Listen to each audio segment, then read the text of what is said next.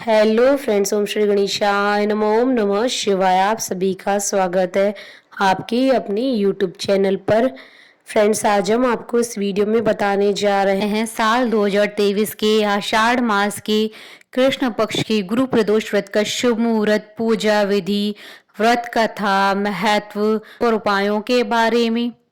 Friends, video शुरू करने से पहले आपसे रिक्वेस्ट है, अगर आप हमारे चैनल पर नए हैं और आपने अभी तक चैनल को सब्सक्राइब नहीं किया है तो प्लीज़ सब्सक्राइब कीजिएगा चैनल को, साथ ही प्रेस कीजिएगा बेल आइकन को, जिससे नए वीडियो से रिलेटेड नोटिफिकेशन आपको तुरंत प्राप्त हो सके। और वीडियो पसंद आने पर वीडियो को लाइक और शेयर जरूर कीजिएगा ताकि सभी भक्तों को इस वीडियो का लाभ प्राप्त हो सके।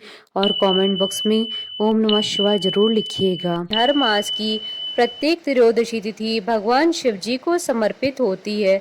त्रयोदशी तिथि को ही प्रदोष व्रत रखा जाता है। भगवान शिव और माता पार्वती जी की विधि विधान से पूजा अर्चना प्रदोष काल में की जाती है। मान्यता है कि प्रदोष काल में की गई भगवान शिव और माता पार्वती जी की पूजा भक्त की सभी मुरादें पूरी करती है, भक्त के सभी संकट दूर हो जाते हैं। साल 2023 में आषाढ़ मास की कृष्ण पक्ष की त्रयोदशी तिथि 15 जून 2023 गुरुवार के दिन है।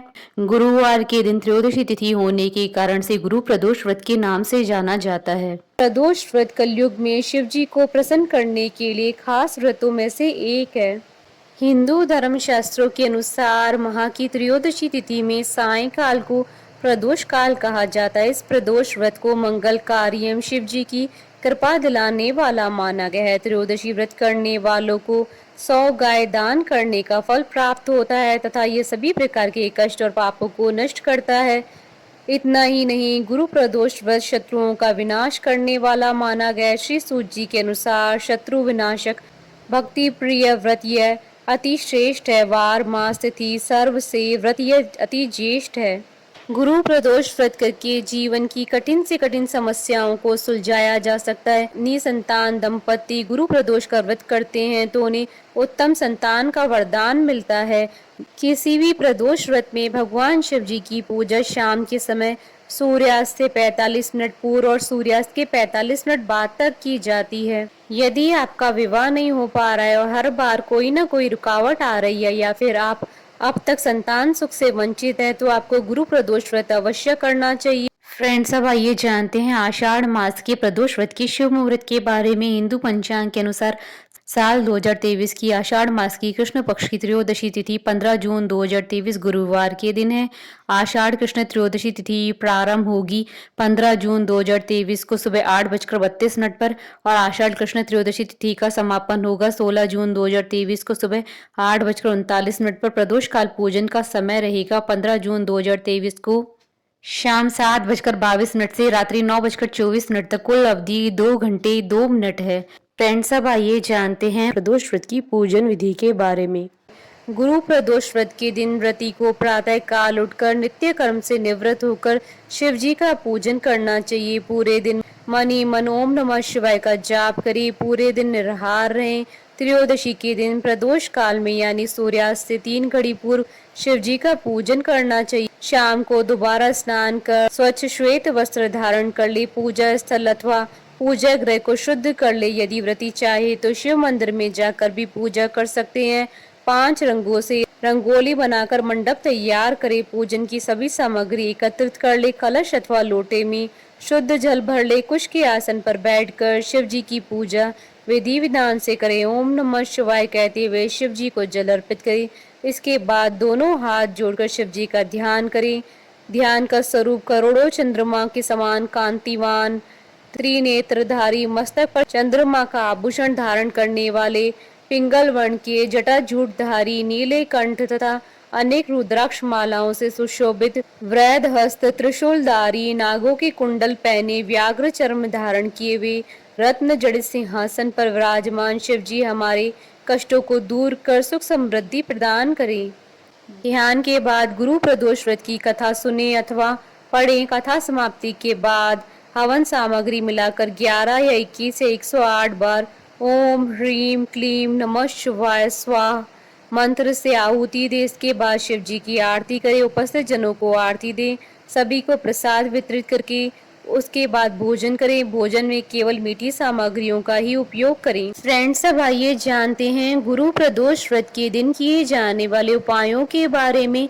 जिन दंपतियों के विवाह को लंबा समय हो गया और संतान नहीं हो रही है, तो वे गुरु प्रदोष व्रत की किसी भी ऐसे मंदिर में जाएं जहां पूरा शिव परिवार मौजूद हो। मतलब वहां शिव जी के अलावा माता पार्वती, गणेश जी, कार्तिकेय, नंदी की मूर्तियां भी हो। ऐसे शिव मंदिर में समस्त पूजन सामग्री लेकर जाएं। शिव जी का अभिषेक केसर के दूध से करें। बाकी शिव परिवार को जल से स्नान करवाएं और पूजन करें। शुद्ध घी का दीपक लगाकर गणपति संतान स्तोत्र का पाठ करें। मिठाई का नैवेद्य लगाएं। इस उपाय को करने से शीघ्र संतान सुख मिलता है। जिन युवक युवतियों का विवाह नहीं हो रहा है, वे गुरु प्रदोष व्रत का संकल्प लें। व्रत के दिन सूर्योदय के समय पीतल के लोटे में शुद्ध जल में हल्दी, गुड़ और थोड़ी सी चने की दाल डाल लें। उसे केले के पेड़ की जड़ में अर्पित करें। कच्चे सूत को हल्दी से रंगकर केले के पेड़ के तने पर 7 परिक्रमा करते हुए लपेटें। इसके बाद वहीं पर गाय के घी का दीपक जलाएं और पीले रंग के आसन पर बैठकर बृहस्पति स्तोत्र का 7 बार पाठ करें। घर वापस आते समय केले के पेड़ की जड़ से थोड़ी सी मिट्टी लेकर उसका तिलक करें और भगवान विष्णु जी का ध्यान करें। इससे शीघ्र विवाह के मार्ग खुलने लगते हैं। ध्यान रहे, इस दिन पीले कपड़े धारण करें। यदि आप लक्ष्मी सुख पाना चाहते हैं तो गुरु प्रदोष व्रत के दिन स्नान के जल में केसर या केवड़े का इत्र डालकर स्नान करें। इस दिन पीले वस्त्र धारण करके भगवान विष्णु और माता लक्ष्मी जी की पूजा करें। विष्णु भगवान को पीले और माँ लक्ष्मी जी को लाल गुलाब के फूल अर्पित करें। पूजा में पीला कपड़ा, चने की दाल, बेसन की बनी मिठाइयाँ या पीले फल जैसे आम, केले, पपीता आदि रखें। इसके बाद विष्णु सहस्त्र नाम का पाठ करें। फ्रेंड्स, अब आइए प्रारंभ करें गुरु प्रदोष व्रत की पौराणिक व्रत कथा। इस व्रत कथा के अनुसार एक बार इंद्र और वत्रासुर की सेना में घनघोर युद्ध हुआ। देवताओं ने दैत्य सेना को पराजित कर नष्ट भ्रष्ट कर डाला। यह देख वत्रासुर अत्यंत क्रोधित हो स्वयं युद्ध को उद्यत हुआ। आसुरी माया से उसने विकराल रूप धारण कर लिया। सभी देवता भयभीत हो गुरुदेव बृहस्पति की शरण में पहुंचे।